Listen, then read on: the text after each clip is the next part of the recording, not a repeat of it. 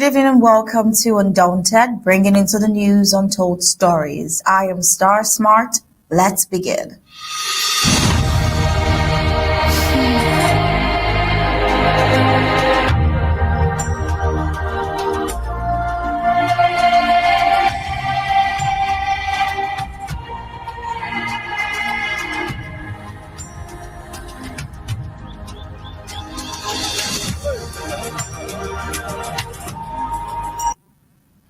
For more than 6 decades, Ambazonians have been disregarded and denied their rightful place among the free nations of the world.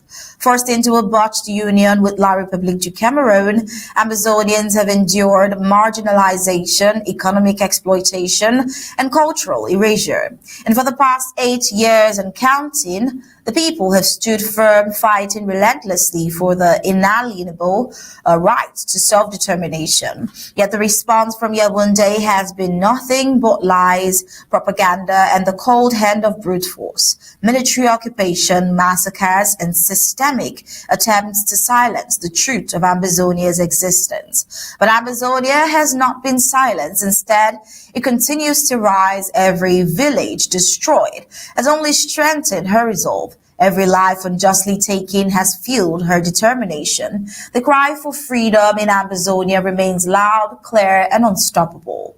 Now, as the colonial presidential elections draw near, the regime once again rolls out its tired playbook of manipulation. Having weaponized hunger against the peoples of Ambazonia for decades, starving communities of their basic needs and deliberately neglecting vital infrastructure, the occupiers now attempt to dangle crumbs in front of a proud people. In a calculated strategy of persuasion, they seek to bribe Ambazonians with token handouts, hoping to coerce them into betraying their liberation struggle. They ask Ambazonians to vote for the same octogenarian strongman who has clung to power for over 4 decades, squandering Ambazonian resources and presiding over endless misery, all while looting the riches of the nation to feed a corrupt regime in Yaoundé. But Ambazonians know better and have chosen to not be bought with crumbs of its own stolen wealth.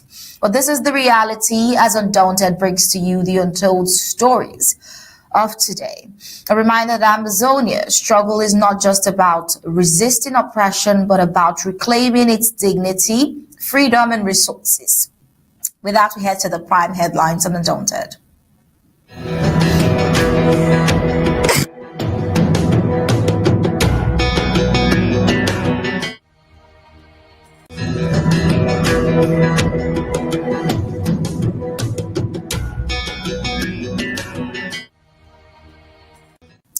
On Undaunted, we take a look at the anti-revolutionary sponsored gunmen terrorizing Bamenda, killing 1 and injuring 2.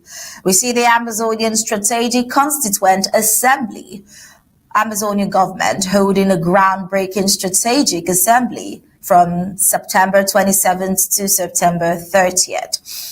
French Cameroon's presidency giving 106 million francs CFAs grants to Ambazonian farmers only a few weeks to election. And on the African scene, Burkina Faso criminalizes homosexuality under the new law. And in news across the rest of the globe, Israeli President Herzog to meet Pope Leo at Vatican amid Gaza war concerns. With that, we head into the full briefings of Undaunted tonight. Do stay tuned.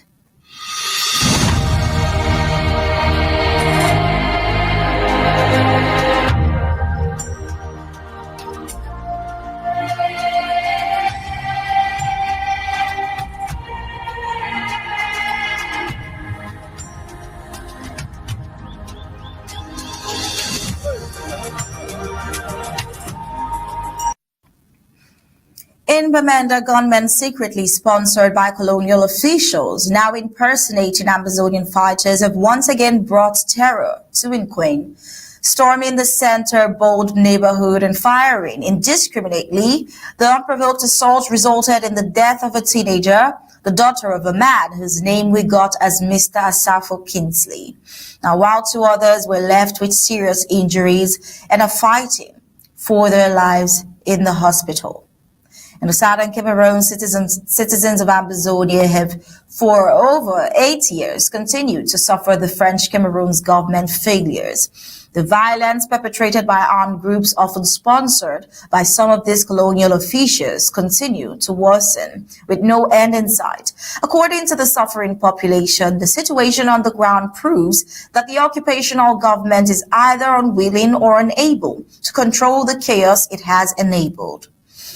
Last night's assault on Center Board has been described by citizens as the latest act of unpunished violence. The gunmen stormed the residential area, spraying it with gunfire that claimed the life of the young daughter of Mr. Asafo Kingsley and critically wounding 2 others. According to sources, these victims are currently battling for their lives. Reports hold that this latest bloodshed is the second time the Center Bold community has been hit in less than a month. Just a few weeks ago on August 12th, armed individuals targeted the same locality, assassinating a popular businessman, Nchamukong Harrison Amungwa, who was later laid to rest on August 28. Now, while the repeated attacks show a clear lack of security in the heavily militarized area, it also shows a complete disregard for human life, with residents living in constant terror and the colonial regime with all its militarization doing absolutely nothing about this reoccurring pattern of violence, which exposes the colonial government's deliberate cruelty on the Ambazonian people and a lack of regard for their lives, with the colonial army never bothering itself with bringing justice to the Ambazonian lives, which further reinforces the narrative that the colonial regime sponsors these gruesome acts against Ambazonia. Well, we have in the studio with us Barrister Mbeseha. It's good evening, Barrister Mbeseha, and welcome. Good evening to you. I'm for having me. Yes, it's another Tuesday, and sadly, the report of tragic losses in Ambazonia continue to take a major toll. It's sad that this is the report we're getting on the ground, and it's not an isolated case. This is one too many cases. Sadly, in this neighborhood, it has happened twice already in a month.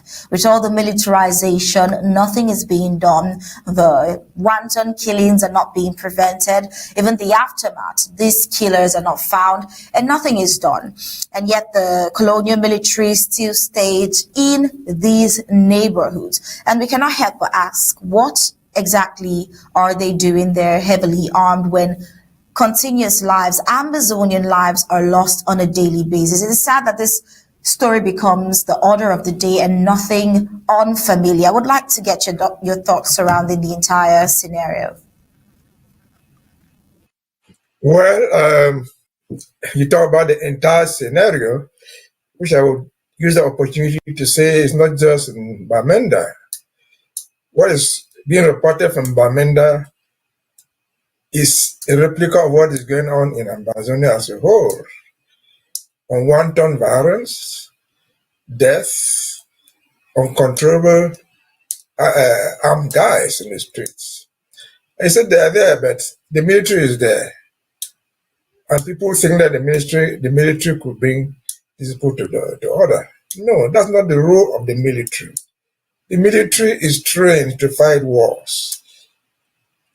Fighting criminality is not a role of the military, because fighting criminality requires some intelligence, some strategic ways of getting the criminals, being able to identify the guns they had up places, possibly with their phones. That's not the role of the military. Cameroon has virtually just failed. The military does not maintain law and order. That's law and order gone rogue. And so they must admit that, and I think everybody admits. This did not happen before 2016. It didn't happen before 2017, until the government declared this war, which they are unable to fight, they are unable to win, and they are unable to end. That's the bottom line. Why are people losing their lives? It is the responsibility of something called government, be it a colonial government or a related government of the country. Whatever is the case, is called a government. That government is supposed to bring law and order. It's supposed to secure the people. get criminals to court and punish them if they are punished, or free them if they win the cases. Once this is the situation, everything is gone rogue. People can be shot at any time. Babies can be killed when they go to school. Something fundamentally is wrong with that government. Something fundamentally is wrong with that society. Whose responsibility is it to address the fundamental issue wrong? It is the government. But in this particular instant case, everybody knows what is going on. The government knows. We, the inhabitants, know. The sympathizers, embassies in Yaoundé, know. The causes are so clear. The causes are the unwanted war declared by the government of Yaoundé. The solution is well known in advance. What's the solution?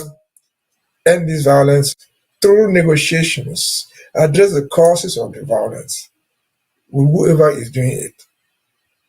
Find acceptable solutions to the causes, and the violence will end. Ours is not the first in the world, but all violence around the world ends with negotiations, not with the barrel of the gun, not with untrained soldiers. The madness they do is, you see them, there are so many classes of soldiers there. They have some they call the B.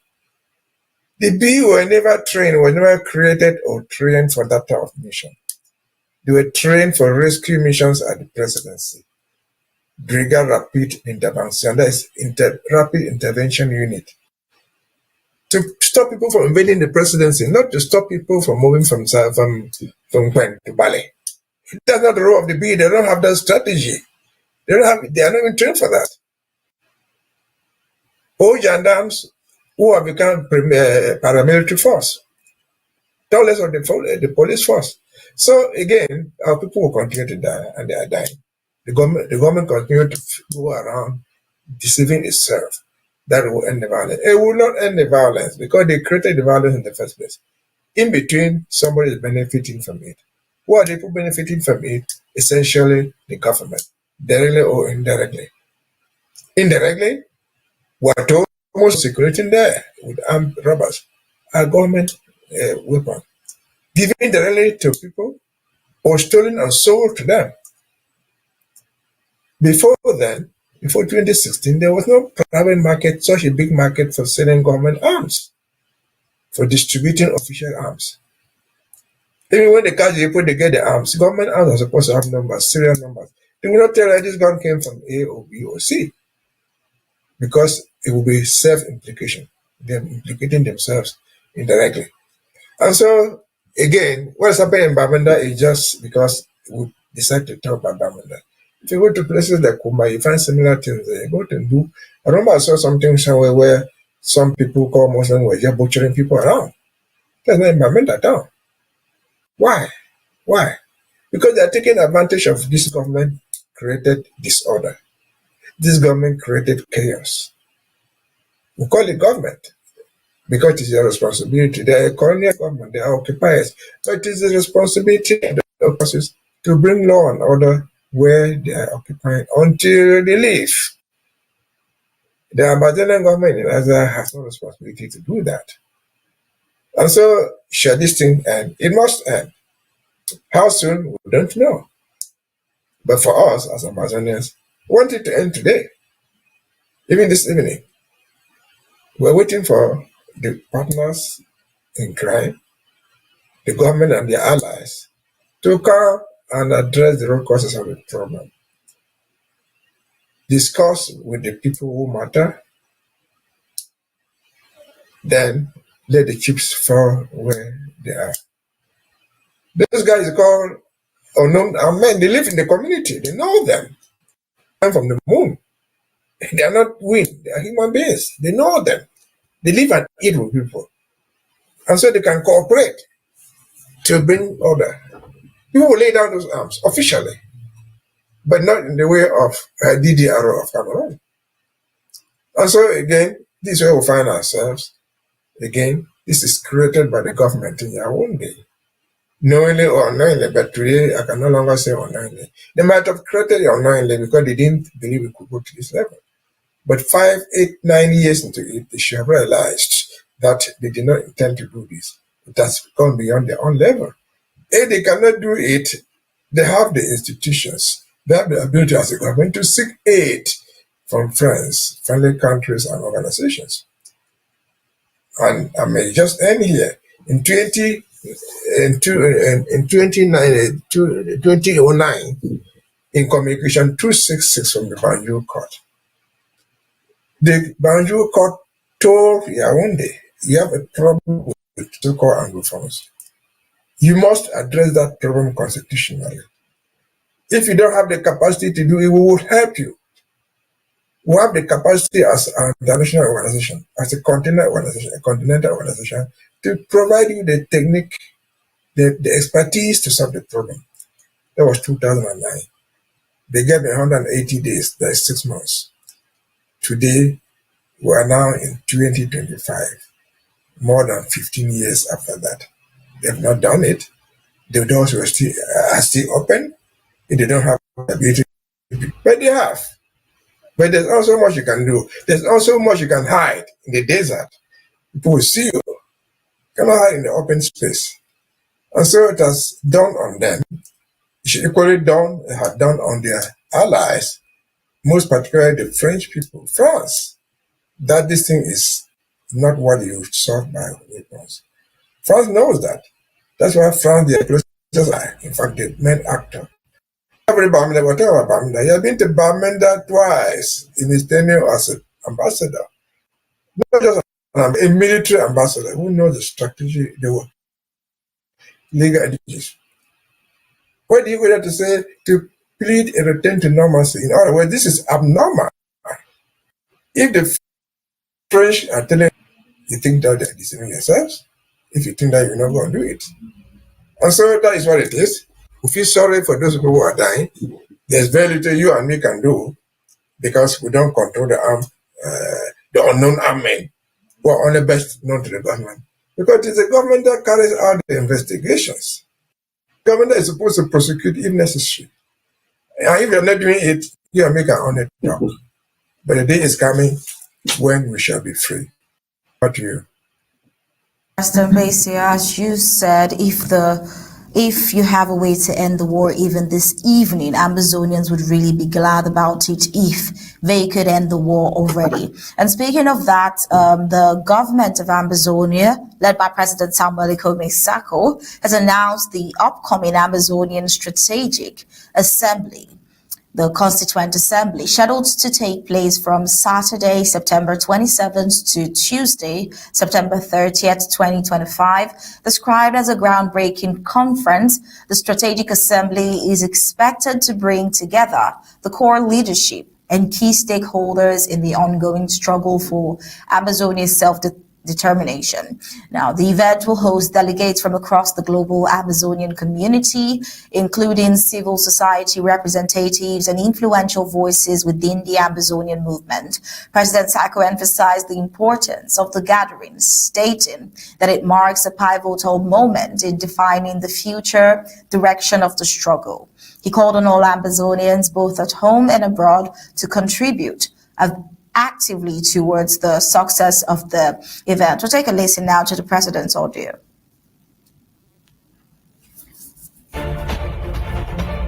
Fellow Ambazonians, from Saturday the 27th of September to Tuesday the 30th of September, we are holding our major Ambazonia Strategic Constituent Assembly in Washington. This is a groundbreaking conference that will be bringing together the core of our struggle, members of government at all levels, from the federal to the county to the LGA, accredited delegates and invitees to this conference because it's happening 2025, a critical year in our struggle. The challenges are many, and the things we have to do them now.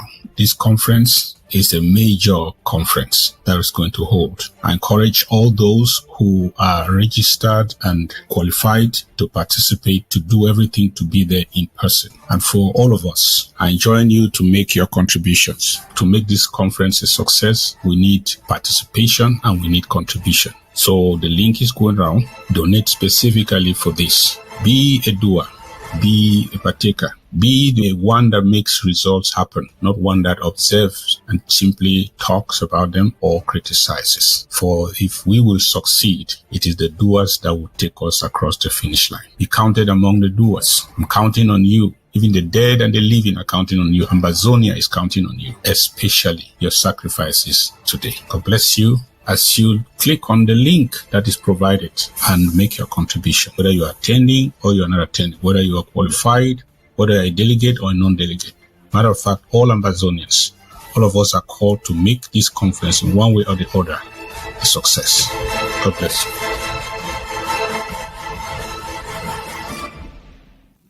Well, the president encouraged every citizen to support, participate, and engage constructively, stressing the need for action over criticism. He also noted that when Ambazonia achieves its goal, it will be the active contributors who will be remembered for making the difference. Now, the conference is expected to feature strategic planning sessions, policy development discussions, and the unveiling of key initiatives aimed at advancing the independence movement. Organizers have called for unity and full participation from all sectors of the Ambazonian community. Further details regarding the conference agenda, speakers, and expected outcomes are to be released in the coming days. Now, Barrister Mbeseha, this is something new. This is not the Amba Peace Plan. It is something new. It is the Ambazonian Strategic Constituent Assembly. We'd like to know from you. Tell us more. What is this about? What are Ambazonians exactly looking at here? Yes, it is important for people to know because many people don't know. Maybe I say most people don't know. We're in a revolution, and revolutions take time. We must create a situation from time to time to evaluate what is going on and change if need be, correct errors if there have been anyone, adopt new strategies moving on to face new circumstances when they arise.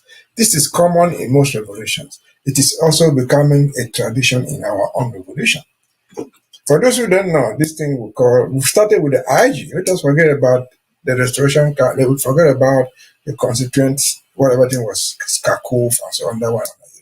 But after at the end of the fourth conclave, October 2017, that conclave set an interim government. That's the time we created a government. An interim government was created 30th of October 2017. This was not the first time this struggle coined itself into a government in exile, which government was headed by President Ayoktabe. To emphasize again, because people have argued this thing, it has been going on. Ayoktabe was given that authority as the president of the interim government. It was as the form of government. There was no mandate that Mr. Sisiko Ayoktabe will be there for 2 years, for 3 years, for 5 years. No. He was just made head of the government. And he was mandated to take the revolution down the road to Buya. No matter the time, he would take it to Buya. That was the contemplation of the interim government created on the 30th of October 2017. Of course, we know what happened. A few months, just 2-3 months after that, January 2018, Sisiko disappeared from the scene. He and some of his cabinet members were all adopted from Nara. I tell you, we all know that already. And so came in President Sako as the interim president of the interim government. And so that government that was set on October 30th had very limited things that it could do. It was important to evaluate as we move on. Now the president that was put there is gone. Someone has come in as the interim of the interim. And so the first time that we had to review what had happened since the installation of the government was in 2019 under President Sako. It was done in Berlin. They call it the Berlin Conference. That brought in all these stakeholders. Who are stakeholders? People who are interested.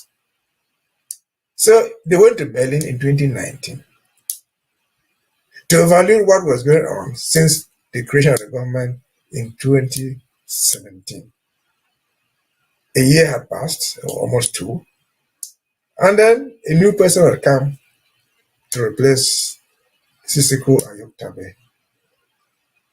The men now in Berlin and call it the Berlin Conference.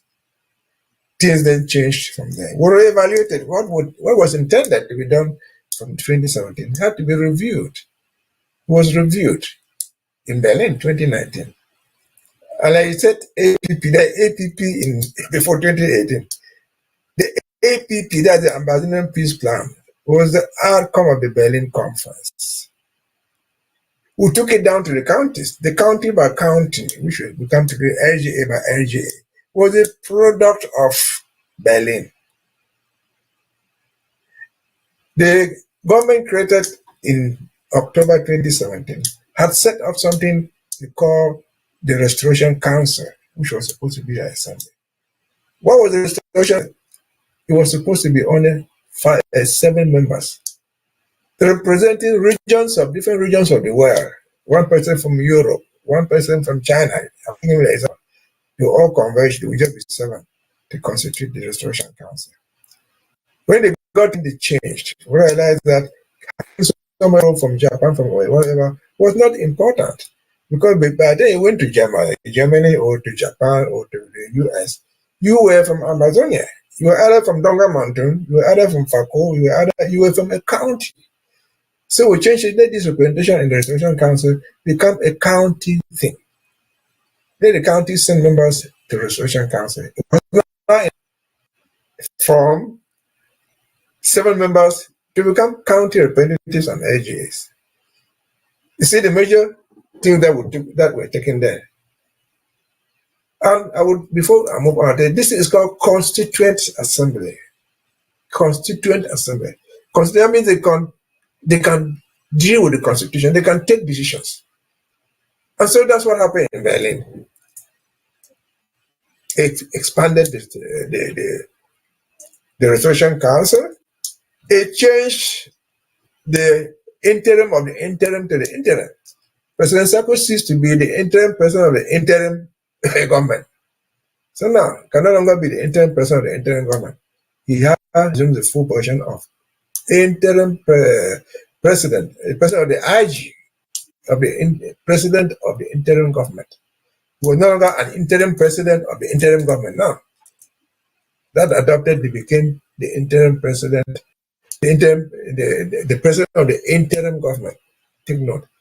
Not the interim president of the interim government, but the president of the interim government. 2019 in Berlin. Fast forward, it has got a 2-year thing. 2021, I think 2022, the same conference reconvened in Washington, D.C. When they reconvened in Washington, D.C., because it's a constituent assembly, many more changes had to take place, adopted by that constituent assembly. For example, we moved from interim government to government in exile. We ceased to be called interim government. We just became a government in exile. That's the decision of the Washington, D.C. Conclave 2021, 2022. So they made those changes. We transformed from Washington, D.C., we changed the Restoration Council, we moved it from and transformed it into House of Representatives. We're no longer a Restoration Council. We amended the Constitution, we are free to amend it. And for those of us who follow this, you will remember that after that we have all these pro-coup plotters. People argued that the Constitution was wrongly amended. The President and the House Speaker just did this and that. We said no. That gave rise to what we called at the end of the day, the Truth and Reconciliation Committee. They looked at all those things and said, look, as a constituent assembly, they had the right to amend the Constitution, and they did it. And then fast forward, here we are. Look at another constituent assembly. It has a lot of powers. It will review. It is called strategic now. It is called now Ambazonian Strategic Constituent Assembly. It will deal with the strategy. What we've been doing in the past. LGA by LGA, can we change? The draft, can we change something else? The diplomacy, can we add or subtract? That's the strategy moving forward. Coming into 2026, we're now end of 2025. And so this conference is important because it's called a Constituent Assembly. It has the powers to amend the Constitution. It has the powers to adopt new policies going forward. It has the powers to implement many things. So those who thought, who have argued that, well, it's just people just sitting there, we're not just sitting here doing nothing. We're evolving. It will take the temperature of the struggle. It's assess and how far we've gone. Adopt new strategies if needed. Amend the old ones if that is necessary. And move on. That's the main essence of this. It's called a Constituent Assembly. But should everybody be there? No. All the 8 million or 10 million or 5 million Ambazonians cannot go there. Constituent Assemblies are representatives. We choose delegates who go there and take the decisions on our behalf. That is what happened in Washington, D.C. 2 years back. That's why, for example, I've just given the example. We had now the reps. We have now speakers, not chairman of the Restoration Council, and so on and so forth. And so this is important because this is coming end of September 27th to 30th. 30th is the eve of October 1st, the day that was supposed to have been given independence by Germany in 1961. So this strategic planning is strategically put there for reasons that the president will explain when the time comes. In summary, that's what it is all about. Expect a lot to come out of it. Expect people who don't understand the question. But remember that those who question should understand that in a revolution, we are not going to go to Cameroon today, to Ambazonia, go to Bamenda, go to Undaunted, go to Mbeseha, ask for the no. We are in exile and we have to do these things from where we are until we get back home. For those who have questioned why is somebody sitting there not being elected, no. People in revolution are choosing. This Constituent Assembly has the right to choose people, replace them if they so want, or put procedures for choosing people to save us. That's how revolutions are run. And so expect a lot, but a lot will not come from nothing. A lot will come from your participation. You will be there, but you have the right to participate. If you have something to say, there's a website there. Write out your articles if you want. Give your suggestions if you have, and then expect a lot after the Constituent Assembly. The president will have more to say, but technically, this is what it is all about. Over to you. Thank you, Barrister Mbeseha. That was well explained, and it just goes to show that this could actually be the evolution that the struggle really needs. Thanks for that expatiation. And then we'll just head on to one more report of concern, and after that, we'll head into Africa. But let's take a look at what's really happening with the ongoing colonial elections. We see that in yet another desperate attempt to sway the people of Ambazonia, the colonial regime in Yaoundé dispatched its trade minister, Luc Magloire Mbaga Atangana, to Boya, the capital of Ambazonia, which the occupiers prefer to call the Southwest Regional Capital. His mission? To distribute a meager 106 million franc CFAs presented as a so-called presidential grant to farmers. Now that might be meager compared to the corruption money that Colonial La République has spent, but then looking at the fact that no infrastructure has really been done in Ambazonia, and then they're willing to bring this sum, 106 million franc CFAs, as a presidential grant. The minister parroting the narrative of his aging paymaster in Etude claimed his handout was to encourage farmers and sustain the backbone of the economy. He praised Ambazonian farmers for their resilience amidst the war of extermination waged by his government, while hypocritically urging young people to embrace agriculture under the same colonial system that has destroyed their farmland, displaced families, and rendered many villages uninhabitable.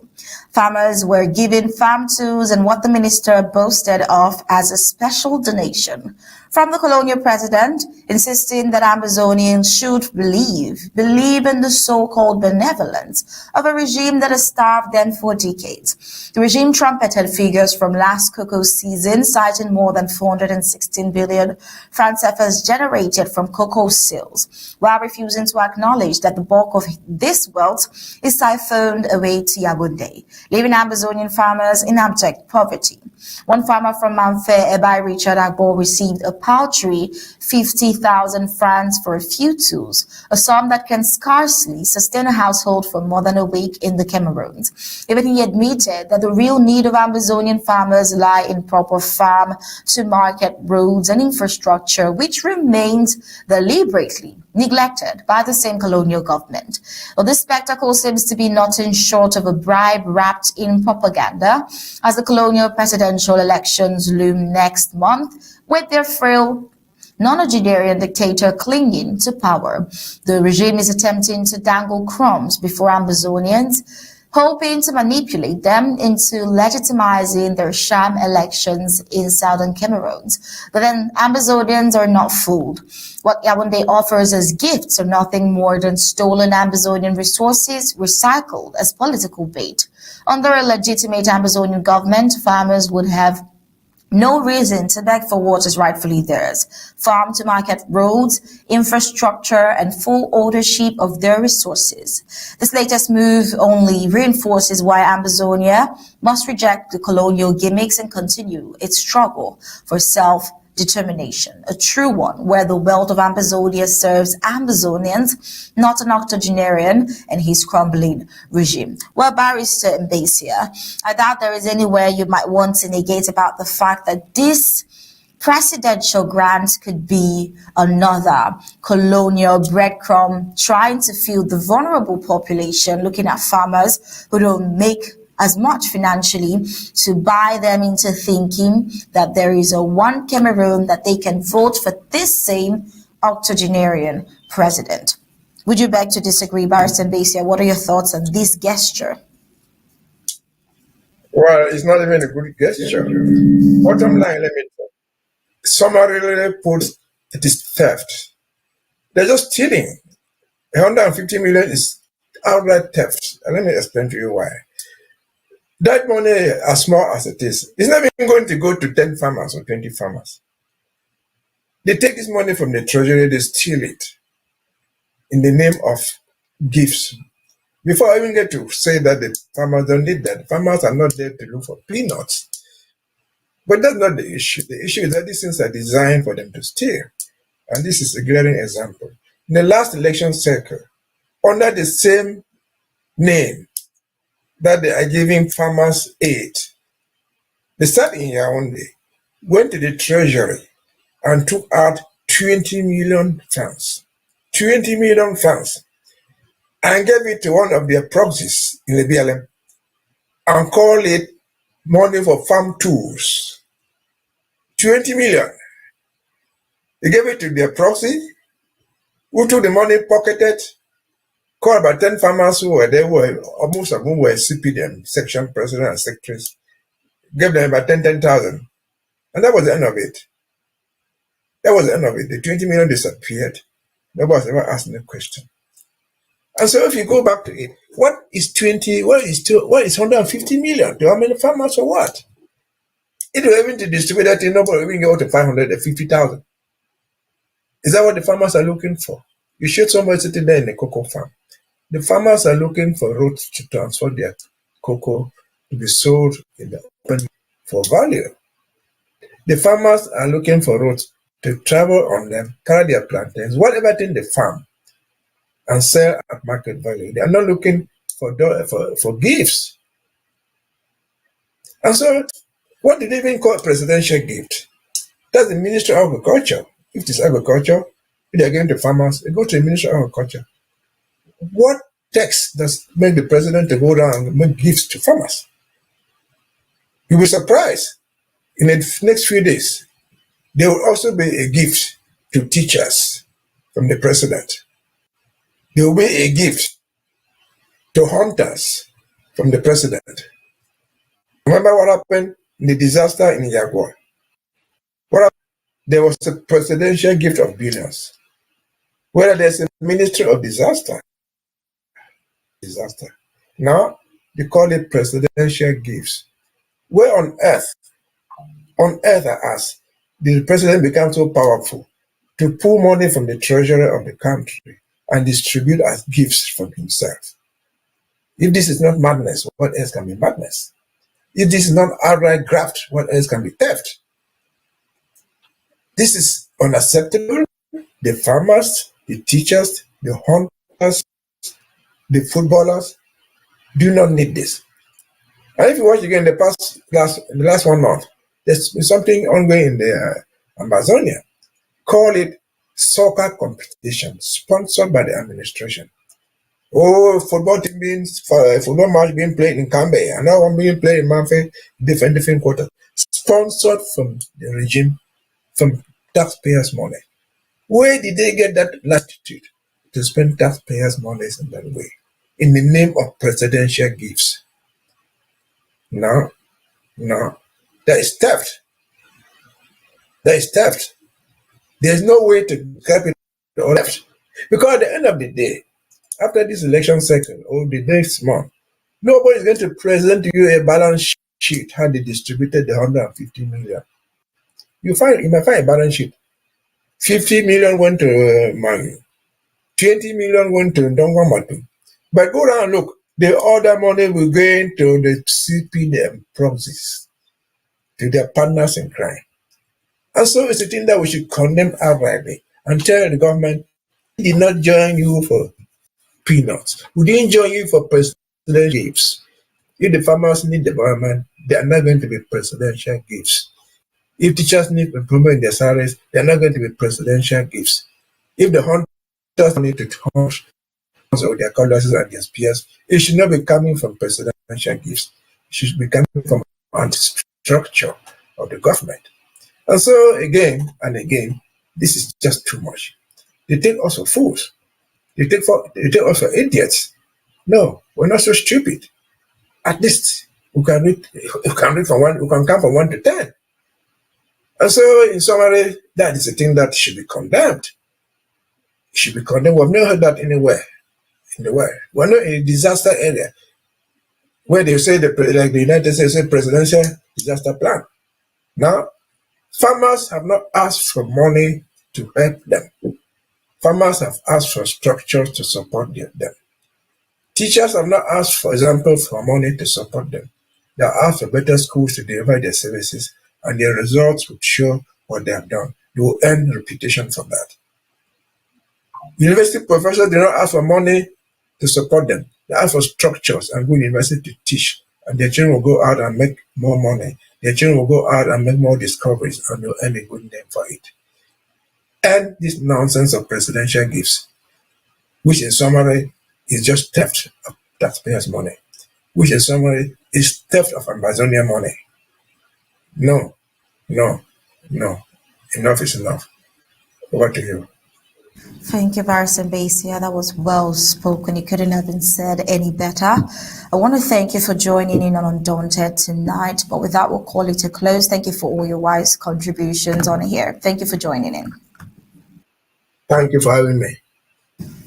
All right, and now on to the African report.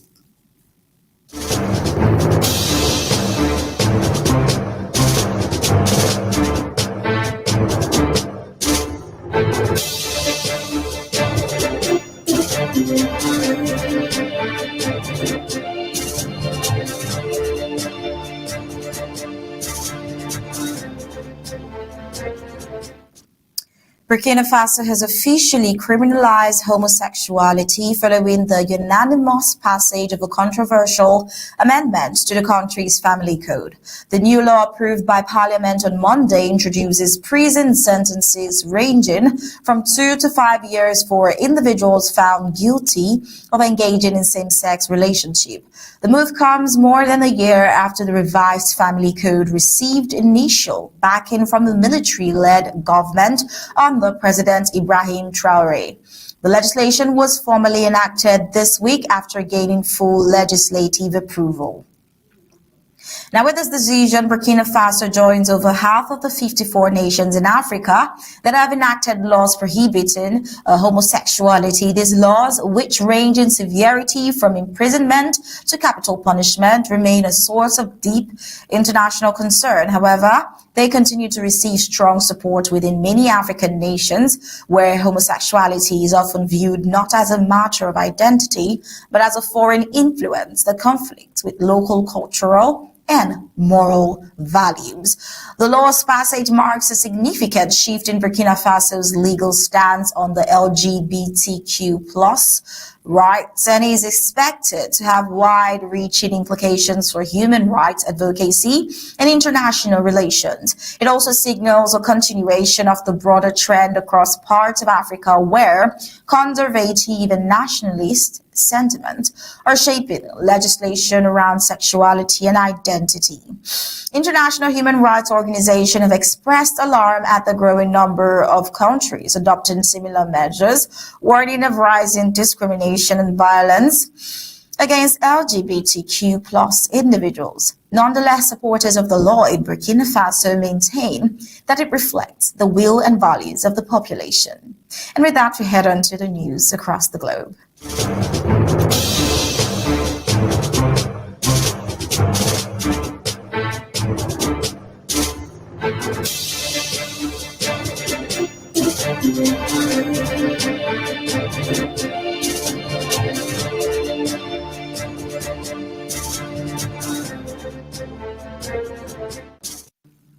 On the global scene, Israeli President Isaac Herzog will visit the Vatican on Thursday for talks with Pope Leo, who has intensified calls for an end to the nearly 2-year conflict between Israel and Hamas. Herzog's one-day visit made at the Pope's invitation will also include a meeting with Secretary of State Cardinal Pietro Parolin, the Vatican's top diplomat, as well as a tour of the Vatican archives and library, his office said.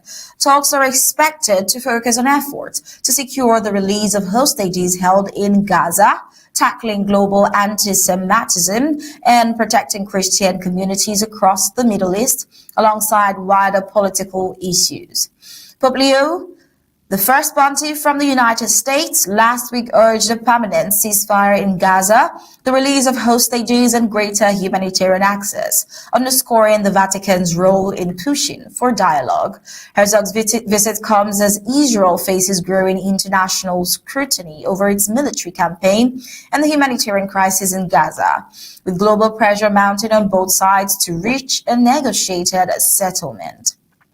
Still on the global scene, we see Turkish President Tayyip Erdogan has called on the United States to urgently reverse its decision to revoke the visas of Palestinian officials, a move that will bar them from attending the United Nations General Assembly in New York later this month. Washington announced last week that Palestinian Authority President Mahmoud Abbas and other officials will not be permitted to travel to the United States, coinciding with a diplomatic push by several American allies to formally recognize Palestinian statehood.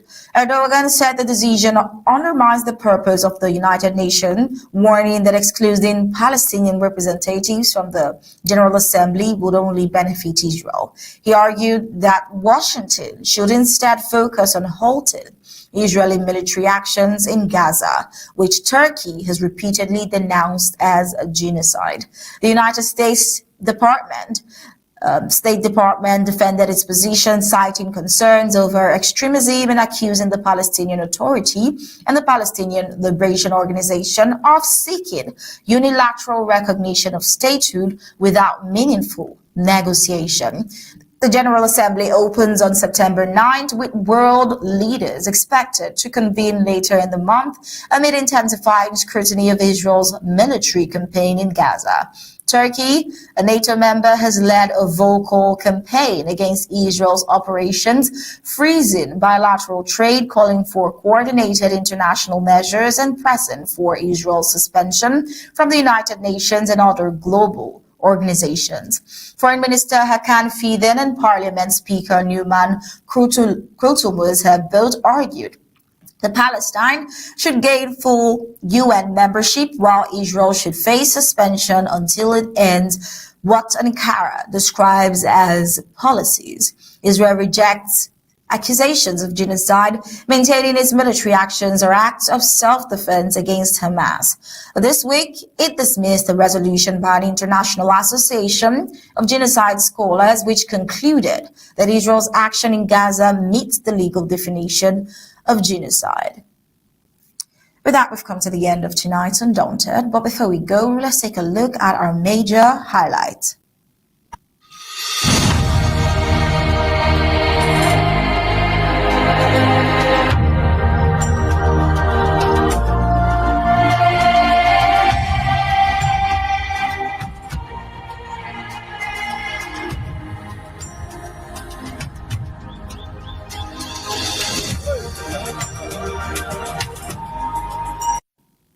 On Undaunted tonight, we brought to you the anti-revolutionary sponsored gunmen terrorizing Bamenda, sadly killing one and injuring two. We also saw the Ambazonian Strategic Constituent Assembly, ASCA, Ambazonian government set to hold groundbreaking strategic assembly from September 27th to 30th. And French Cameroon's presidency giving 106 million francs CFA's grant to Ambazonian farmers only few weeks to election. And on the African scene, we see Burkina Faso criminalizing homosexuality under its new law. And across the globe, Israeli President Herzog to meet Pope Leo at Vatican amid Gaza war concerns. And that was it for tonight's Undaunted, bringing into the news untold stories. On behalf of the entire Undaunted team, we say thank you for tuning in. We'll leave you with ABC Amba TV images. Good night and God bless you.